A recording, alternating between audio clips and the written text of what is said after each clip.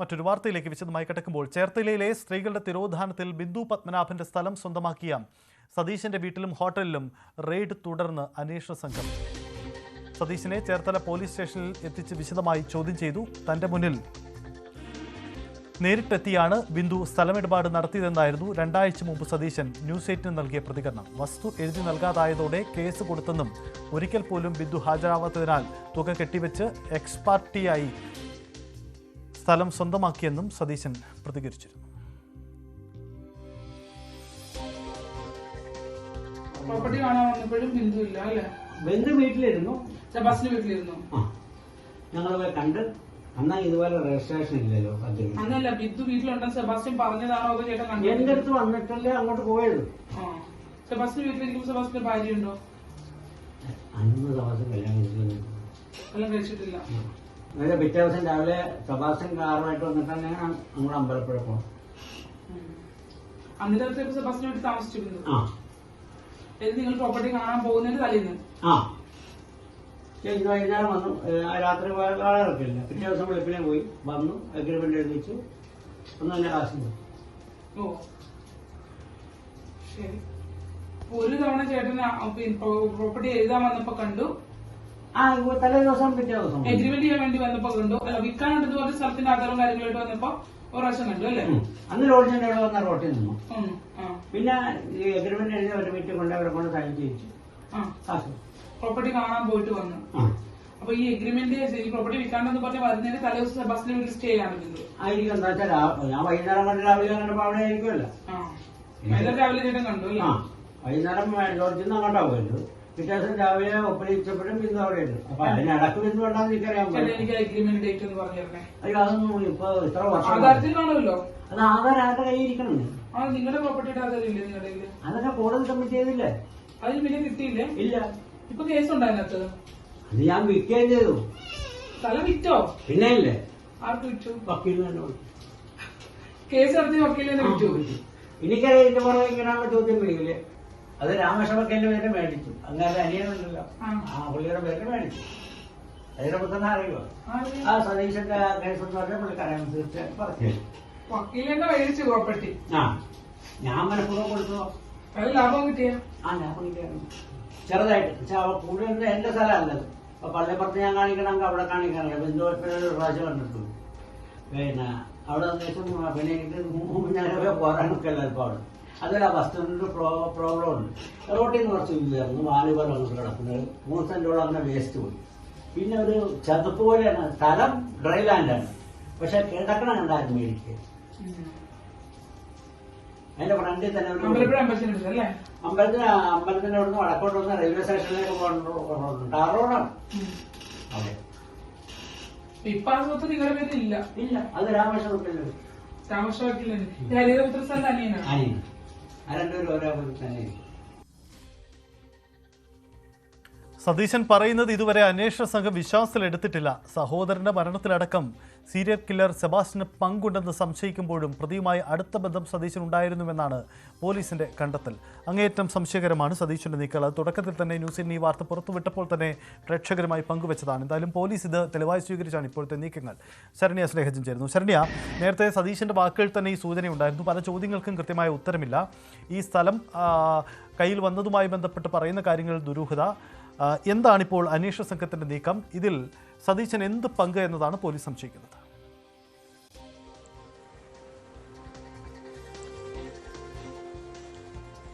സജിത്ത്, ബിന്ദു പത്മനാഭൻ തിരോധാന കേസ്, ഐഷ തിരോധാന കേസ്, ഇത് രണ്ടും അന്വേഷിക്കുന്ന അന്വേഷണ സംഘമാണ് ഇന്നലെ സെബാസ്റ്റ്യൻ ചേർത്തല പോലീസിന്റെ നേതൃത്വത്തിലാണ് സതീശന്റെ ഹോട്ടൽ കേന്ദ്രീകരിച്ചുള്ള റെയ്ഡ് നടന്നത്. അതിൽ മറ്റു ചില വിവരങ്ങൾ കൂടി, അതായത് ആ ഹോട്ടൽ കേന്ദ്രീകരിച്ച് മറ്റു ചില പ്രവർത്തനങ്ങൾ ഉണ്ട് എന്നുള്ള വിവരം കൂടി അന്വേഷണ സംഘത്തിന് ലഭ്യമായിട്ടുണ്ട് എന്നുള്ളതാണ്. അതും കൂടി കണക്കിലെടുത്തുകൊണ്ടുള്ള പരിശോധനയാണ് നടന്നത് എന്നുള്ളതാണ്. പിന്നീട് ആ പരിശോധന സതീശന്റെ വീട്ടിലേക്ക് കൂടി വ്യാപിപ്പിച്ചു. വീട്ടിലും എത്തിയ അന്വേഷണ സംഘം കാര്യങ്ങൾ തേടി. അതിനുശേഷം സതീശനെ പിന്നീട് ചേർത്തല പോലീസ് സ്റ്റേഷനിൽ എത്തിച്ച് വിവരങ്ങൾ തേടി എന്നുള്ളതാണ്. ബിന്ദു പത്മനാഭൻ തിരോധാന കേസ് അന്വേഷിക്കുന്ന സ്റ്റേറ്റ് ക്രൈംബ്രാഞ്ച് സംഘവും ഒപ്പം തന്നെ ചേർത്തല പോലീസും ഇയാളിൽ നിന്ന് വിശദാംശങ്ങൾ തേടി. ഈ രണ്ടുപേരും, ഒന്ന് ബിന്ദു പത്മനാഭൻ തിരോധാന കേസ്, ചേർത്തല പോലീസ് അന്വേഷിക്കുന്നത് ഐഷ തിരോധാന കേസ്. ഈ കേസുകളുമായി ബന്ധപ്പെട്ടുള്ള വിശദാംശങ്ങൾ, ഈ സെബാസ്റ്റ്യനുമായി ബന്ധപ്പെട്ടുള്ള വിശദാംശങ്ങൾ ഇയാളിൽ നിന്നും തേടിയിട്ടുണ്ട് എന്നുള്ള വിവരമാണ് നമുക്കിപ്പോൾ ലഭ്യമാകുന്നത്, പോലീസിൽ നിന്ന് ലഭ്യമാകുന്നത്. ഒപ്പം തന്നെ ഇതിൽ ഏറ്റവും പ്രധാനപ്പെട്ടത് നമ്മൾ നേരത്തെ പറഞ്ഞ കാര്യങ്ങളാണ്. അതായത് ന്യൂസ് 18നോട് സതീശൻ പറഞ്ഞ ചില കാര്യങ്ങളുണ്ടായിരുന്നു. അത് ഈ ബിന്ദു പത്മനാഭനെ കാണാനില്ല എന്നു അന്വേഷണ സംഘം, അതായത് അവർ ബിന്ദു ജീവനോടെ ഉണ്ടാവാൻ സാധ്യതയില്ല എന്ന് പറഞ്ഞത് 2005 മെയ്ക്ക് ശേഷം ബിന്ദു ജീവനോടെ ഇല്ല എന്നുള്ളൊരു അനുമാനത്തിലാണ് അന്വേഷണ സംഘം പോകുന്നത്. പക്ഷെ സതീശൻ നമ്മളോട് പറഞ്ഞത് 2006 ബിന്ദു പത്മനാഭൻ നേരിട്ടെത്തി തൻ്റെ ഹോട്ടലിന്, ലോഡ്ജിന് മുന്നിൽ വെച്ച് തന്നോട് സ്ഥലം വിൽക്കാൻ താല്പര്യമുണ്ട് എന്ന് പറഞ്ഞ രേഖകൾ തന്നെ കാണിച്ചു എന്നാണ് പറയുന്നത്. അതിനുശേഷം പിന്നീട് പിറ്റേ ദിവസം അമ്പലപ്പുഴയിലെ പ്രോപ്പർട്ടി കാണുന്നതിനായി പോകുന്ന സമയത്ത് സെബാസ്റ്റ്യന്റെ വീട്ടിൽ ചെല്ലുന്നു. സെബാസ്റ്റ്യന്റെ വീട്ടിൽ വെച്ച് ബിന്ദുവുമായി സംസാരിച്ചു.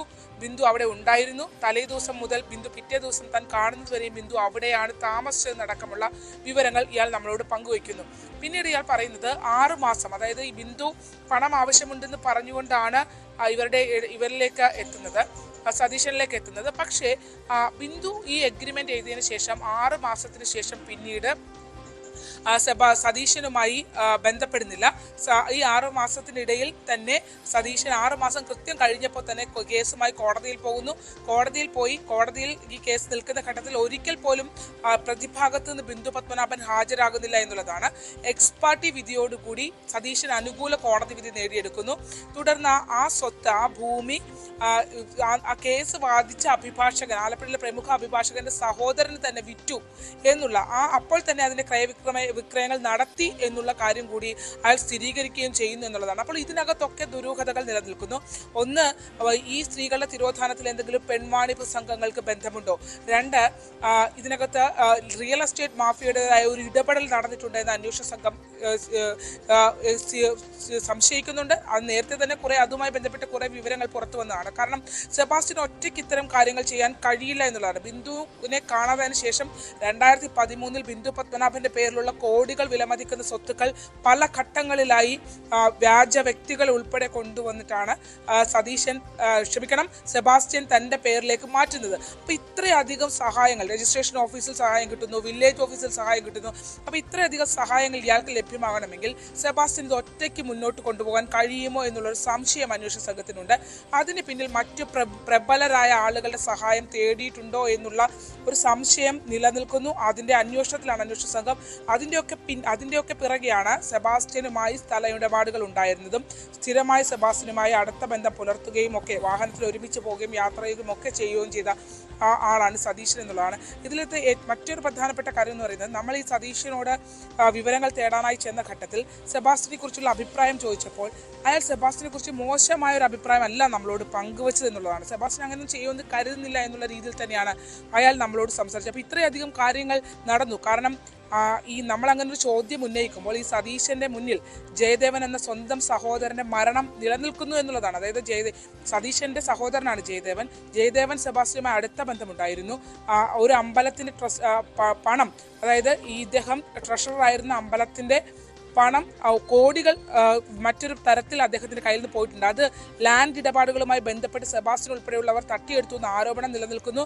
സെബാസ്റ്റ്യനുമായി രാത്രി ചേർത്തലയിലെ ബാറിൽ മദ്യപിച്ച ജയദേവനെ പിറ്റേ ദിവസം റെയിൽവേ ട്രാക്കിൽ ട്രെയിൻ കയറി, അതായത് ആത്മഹത്യ ചെയ്ത നിലയിലാണ് കാണപ്പെട്ടത്. അതിലൊന്നും പിന്നീട് കാര്യക്ഷമമായ അന്വേഷണം ഉണ്ടായില്ല എന്നുള്ളതാണ്.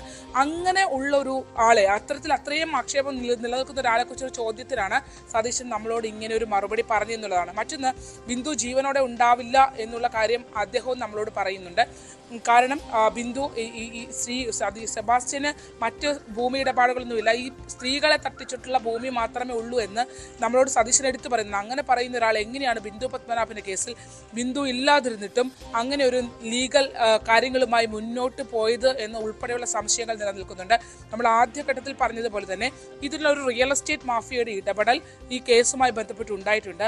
ആ ഒരു ഇടപെടലിന്റെ കൂടെ ഭാഗമായാണോ ഈ സ്ത്രീകൾ ഇല്ലാതായിട്ടുള്ളത്? കാരണം നമുക്കറിയാം ഐഷയെ മിസ്സിംഗ് ആവുന്നത്, ഐഷയുടെ പ്രോപ്പർട്ടിയുടെ രജിസ്ട്രേഷന്റെ തലേ ദിവസമാണ് ഐഷ മിസ്സിംഗ് ആവുന്നത്.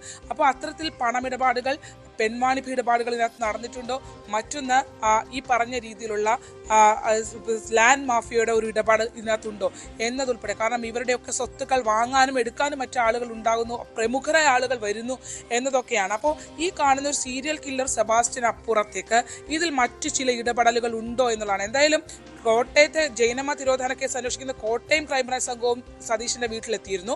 ആ ദൃശ്യങ്ങളടക്കം നമ്മൾ പങ്കുവച്ചതാണ്. അതിനുശേഷം ഇപ്പോൾ ഇന്നലെ ഇയാളുടെ ലോഡ്ജിൽ റെയ്ഡ് നടത്തുന്നു.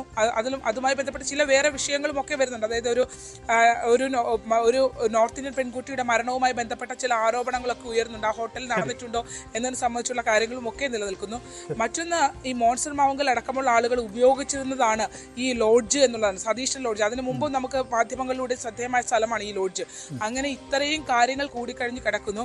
എന്തായാലും നിലവിൽ ഒരു സീരിയൽ കില്ലർ എന്നതിനപ്പുറത്തേക്ക് മറ്റു പല ഉദ്ദേശങ്ങളും ഈ സ്ത്രീകളുടെ തിരോധാനത്തിന് പിന്നിലുണ്ട് എന്നുള്ള സംശയത്തിലാണ് അന്വേഷണ സംഘം മുന്നോട്ട് പോകുന്നത്. അതാണ് സതീശൻ എന്ന വ്യക്തി കേന്ദ്രീകരിച്ച് വീണ്ടും ഇടപാടുകൾ, സ്ഥല ഇടപാടുകളൊക്കെ ദുരൂഹമാണ് എന്നതാണ് അന്വേഷണ സംഘത്തിന്റെ കണ്ടെത്തൽ.